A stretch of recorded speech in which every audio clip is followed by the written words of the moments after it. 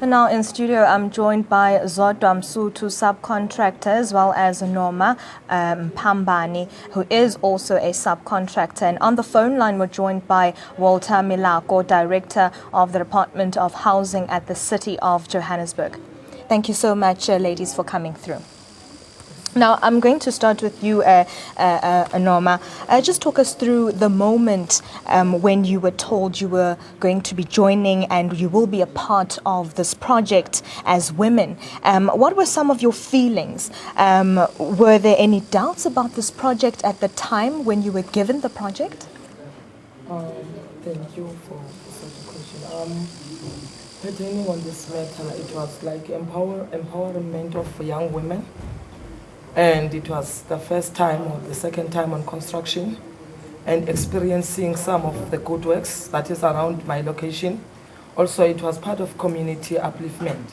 So I was happy to have such an honor to build our own mothers and fathers' houses so that they can stay in and have that livable habit or a good habit. So it was like enjoying to be building and also gaining that skill of building on also to be on construction industry. Mama Msutu, ngizoza kuwe mama. Ngifuna ukuyazi ukuthi wena ubufila njani xa uzwa kuba uzongena kule project nabo mama. Buzizwa njani? Enkosi dadwethu. Bendiziva bendichulumancile. Ndivuyile kuba ikati izawusuka eziko. Ndiqinisekile into okubana nami ndizawuqasha abantu ukwenzela ukuthi bafumane uvula amathuba omsebenzi nabo bakwazi ugxotha ikati eziko. Nakuba leyo nto lo maphupha aye athanda ukusibekela angabonakala ukuthi siyaphi. And now ngiphinde ngibuyele kuwe mama. Izinto zihambe wrong njani? What did you wish was looked into properly in this project? One, I feel that there was a delay and there was negligence in terms of they should fulfill all the agreement of giving people 200 houses that they signed for. So it was like they get paid for these houses they claim, and they nevertheless came back to the community or to the subcontractors to pay us back. So I'm just feeling so sad with the whole matter. And now joining us on the phone line is Walter Milako, Director Department of Housing at City of Johannesburg. Thank you so much for joining us here at 8 and 7. Now, 2 companies were chosen to run this project. Now, as government, before issuing a tender to a company, what background checklist is followed at this stage? What was really followed? I think one of the most important things that all of us need to understand is that as government, we list all our projects on public open tender. So it means potential contractors will tender for the jobs. And as a part of empowering local entrepreneurs, we say it's advisable that local contractors get given a chance. And that's exactly what we did. Now, when it comes to who the contractor subcontracts with, legally, hello? Still hear you, you can continue.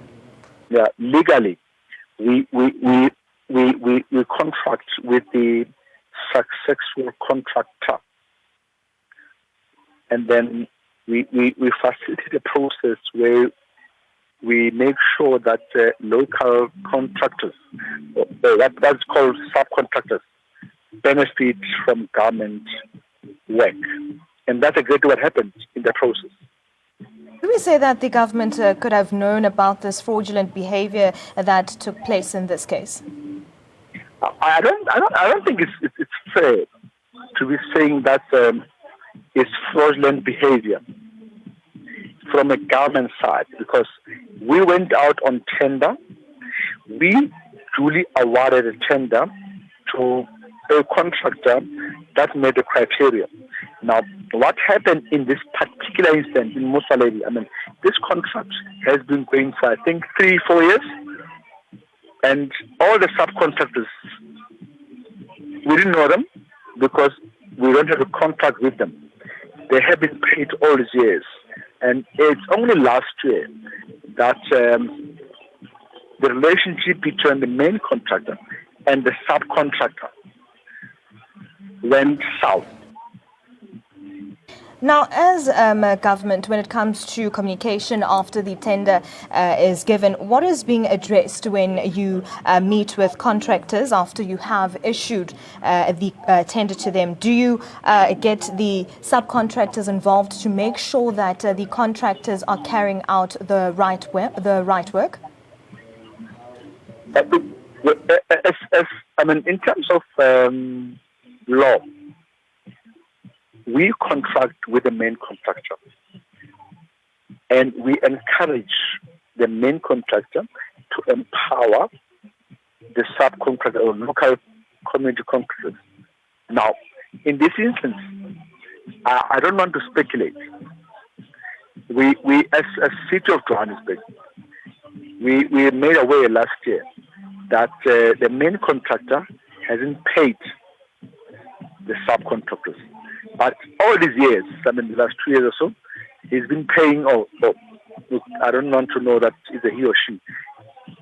The subcontractors has always been paid.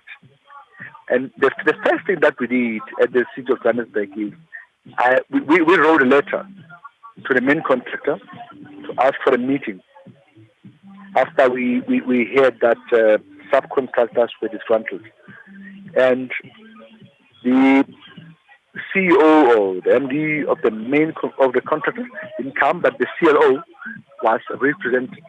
Now it becomes very, very complicated in terms of law to start engaging somebody that you are not contracted to, and that's the dilemma that we face with. Joining me in studio are saying that they are asking for the government to actually come into this process and make sure that such a crisis does not happen anymore. Any measurements that could be taken into action after the situation that has occurred? What? Yes, I'm listening.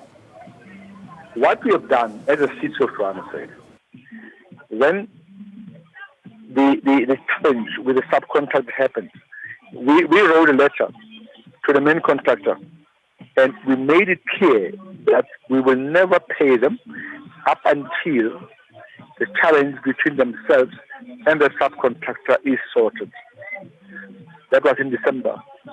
And in February, January, the one invoice was paid, and some of the subcontractors have been paid. And I met myself with the subcontractors, and I said to them, we need to have a meeting between ourselves and the main contractor, because legally, we've got no legal binding contract with the subcontractors. But as government, we still have a responsibility to make sure that no small SMME is abused. How far is the department in terms of the investigating this issue that is taking place at the moment? That's exactly what we do now. What we do now is we arrange a meeting between ourselves and all the subcontractors, because there's two sides to any coin. We want to bring the main contractor, the subcontractor in the same room to make sure that, because remember, we can't pay the subcontractor at all. I'm just going to come back into studio. I'm going to come back to you, sir. Now, I'm going to come to you, ma'am. Was there any form of communication, such as meetings that were scheduled between you as well as the contractors? Because we're hearing from the department saying that they don't get involved. So what kind of measurements have you taken in terms of trying to get in contact with contractors? Okay, we've been calling the guys from the main contractors. They're not picking their phone. There is a lady called Charmaine. The lady will tell that if you are asking for the owner of the company, you will not even get a good response. So it was like finding the company that was written, it's in Sentin. There is no such. That address is not existing. It means they just place an address that is not existing, and they are happily at the end as to go straight to Eastern Cape to their offices because they don't have a sub-branch in Gauteng, of which their project, it's here in Joburg. So there's no sub-office around Joburg. So it means we need to fly to or take taxis to East London so that we can lay our grievances, because we signed the contract with Nevervest that is going to pay. We're doing fit and supply. But now, since November last year, we're not getting paid. They are still owing 1 million couple. It was agreed on the 24th that they mustn't pay Nevervest back as the COJ. So they pay Nevervest on the 2nd of February. But our agreement, they must not pay Nevervest until they sit with us, including Nevervest, so he can transact the money or transfer the money to FET immediately. But that was not being done. Now we need to wait until Jesus came back. And believe me, my kids are not going to school. I need to pay fees. I'm a responsible mother that needs to take care of the children.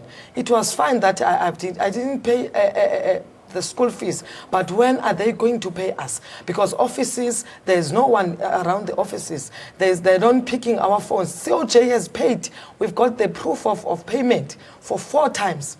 There was a payment for September, there was payment for November, and also there is a payment for February, of which 2 million was owed to local SMEs, and that money is not yet being paid. They just paid half of money. So it seems as if they are running like a bank. If you are coming, they give you. And there's this tendency. They have 5 sites. So they are running 5 sites. If the money for Joburg came in, they are paying Eastern Cape. If the money for Eastern Cape came in, they're paying for Cape Town. So they are doing like that. And there's no one on site now. And now in terms of your grievances, was there any form of a union that was joined by the workers as well as yourselves? Yes, we consult SANCO. They write a letter to MMC. Also, we also contact Mr. Mashaba, Mr. Hemen Mashaba, as the one of the head of government's MEC for Joburg, and we didn't find a good relationship with him because the lady that was there, she tells us that we need to make an appointment, of which since last year December we've made an appointment so that we can lay our grievances. Mama ngizoza kuwe ngibuze kubana ngoku ke njengoba iproject seyine crisis kwamanje nifuna ukuthi kwenzakaleni njengamanje. Bethe Mr. Poppy i-contract zabo ziterminatiwe phako December 31. Now into sifunayo sifuna babuye bazogqibezela umsebenzi wabo. Ayikwazi ukuthi bohlulwe izindlu ezi-200 bathathe over 2 years izindlu ezi-200 izindlu zigcwele utshani apho icrime yenzeka khona abantu bahleli emikhukhwini for 23 years izindlu zimile lapha yana kodwa kunzima uzoziqedelela mabazozirufa baziplastara bagqibe yonke la 200 kufakwe ezinye contractors. Into esifunayo sifuna basibhatale imali yethu ngoba la imali i-fit and supply ibhenki zethu zivaliwe njengamanje. Manje sifune enye 500 uvula i-business account. So sicela i-company zibuye zizogqibezela umsebenzi waso. All right, I'm just going to bring back Mr. Walter Milako, who is joining us on the phone line. I think you have been hearing what the ladies in studio are saying. At this point, what advice can you be giving the ladies as a director of the Department of Housing at the city of Johannesburg? I think the most, it's not complicated, but in terms of the law of the country, the subcontractors have a relationship with the main contractor, which we don't have a relationship with them. But when they came to my office, I advised them, I said, the best we can do is we need to sit down between all parties to make sure, because contractually, the city or the government can be sued by the main contractor for not paying their invoices. Because remember, we don't have a contract with the subcontractor. But as government, in terms of policies, we encourage that we empower small contractors. As I said, that in the last 3 years, the subcontractors' relationship with the main contractor, which we didn't know was good. Only last year, we had problems. Now, we need to come to a table. The only invoice the city of Johannesburg paid this particular contractor was in December. And we said we all need to come to the same table to make sure that the outstanding amount, when it does get paid, those subcontractors that have a right against the city of Johannesburg, they can lay claim to the outstanding money. And subcontractors, the advice that I can give from city of Johannesburg is, when you enter into a relationship with anybody on government bank, come to us as government officials so that we can understand and make sure that we know what is happening. Because when we agreed with the main contractor, we were not party to it. Now, they've been working, they've been paid, and only now we sort of get told that as we pay, which is what we've been paying for all these years, the money goes somewhere else. I'll hold you over there because we have run out of time at the moment. But thank you so much for joining us on the phone line. That was Director Deputy of Housing at the City of Johannesburg. And in studio, I was joined by Norma Mpambane as well as Zodwa Msutu, who are